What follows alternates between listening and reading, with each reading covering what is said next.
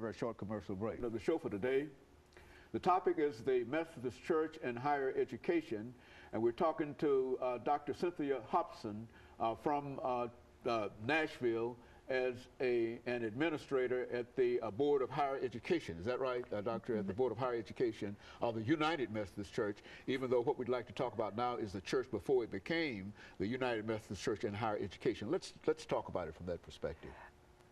John Wesley, the founder of Methodism, put great store on having an educated clergy, and he thought education was something that should be available to all people for the public good, because he felt like if people had an education, they could make better choices, and certainly he was right about that.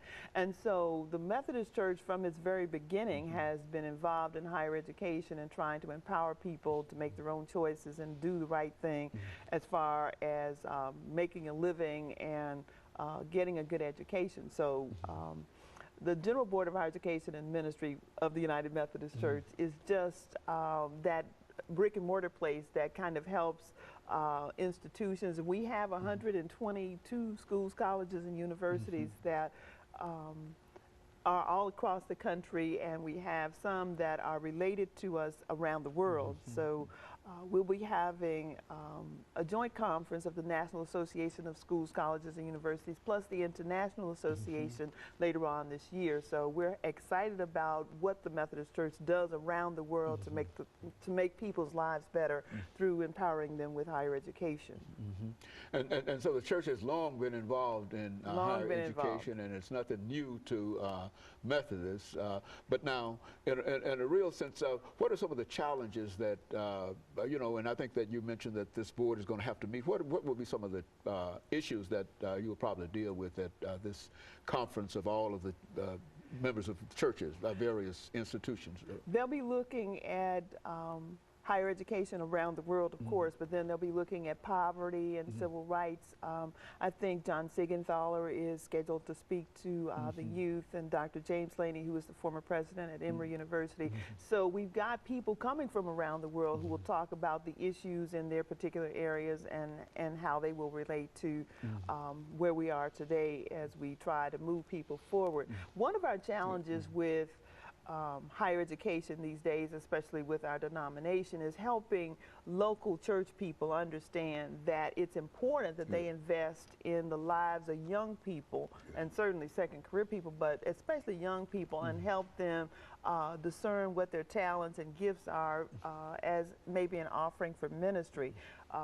Because like I said, John Wesley put great store on having an educated clergy, and we do try to support people who are going into the ministry and helping people find what it is they're called to do, because it's easy for folk to do what they've been called to do when they have been empowered and supported all along the way. So that's where we are with that. And so you're following on a long tradition of higher education in the church. It was nothing. Absolutely. This even started long before the end of slavery in terms of the Methodist Church itself. They were involved in it, and now. And so what are some of the things that you believe would help to enhance the higher education within the church itself?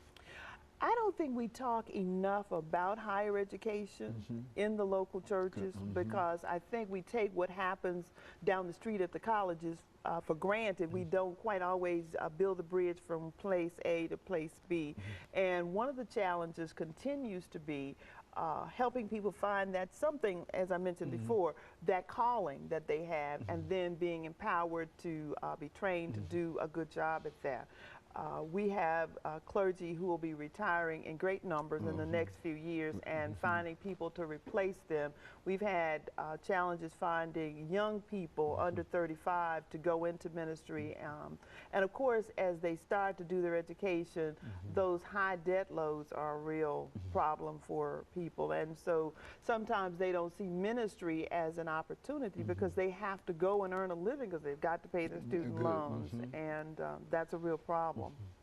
And so it's a real issue. And I think, see, when I was associated as a practice preacher in a real sense, and a learning preacher for 7 years on the circuit down in Lincoln County. One of the real problems that we had at that particular time was making sure that pastors were adequately compensated. Is that still one of the challenges Yes, that they have in the United Methodist Church? Yes, it is. Dealing with pastors. Speak to that. Well, you have a lot of pastors, and you hear about the mega churches where the preachers make lots and lots of money, but the average preacher does not get rich in the ministry. And I don't think the average person goes into ministry to make money. They go into it because they feel like they have something to offer, and God has called them to do ministry in all kinds of settings. We have chaplains and people who serve in prisons and in the military and things like that. So once they can ever find that niche, that place where they find their greatest calling, then I think they I don't want to say throw money to the wind because they do have to support their families, but they do understand that there is satisfaction that comes from doing a good job in submission to what God has called them to do. But most salaries are not nearly as good because if the average person goes into seminary and spends 3 years, and it takes 3 years to complete a seminary degree, they're not going to make the kind of money that a student who goes to med school or goes to law school or any other kind of professional school, they're not going to make that kind of money for a long, long time. And so it's something that people have to think about, I guess, if they're concerned about their debt load and things like that, and they can't afford not to be today, especially with the economy being the way it is. I know the church has special efforts that they try to increase the salaries of ministers and not only increase the salaries of ministers, but also to provide scholarships and whatnot so that they might be able to perhaps attend an institution of higher education to get an advanced degree. Do you find that to be adequately supported in terms of the church itself? Well, today it's in pretty good shape. We have the Ministerial Education Fund that supports the seminaries and annual conferences so that they can support ministers as they're trying to go to a seminary and get the training that they need. So we have an Office of Loans and Scholarships too that also helps students to be supported as they go along. But now you also have a real interest in a special fund, and that's the Black College Fund that we want to talk about during the last part of this show for today. And of course, we'll be back with our audience following this very, very short commercial break. The topic today is the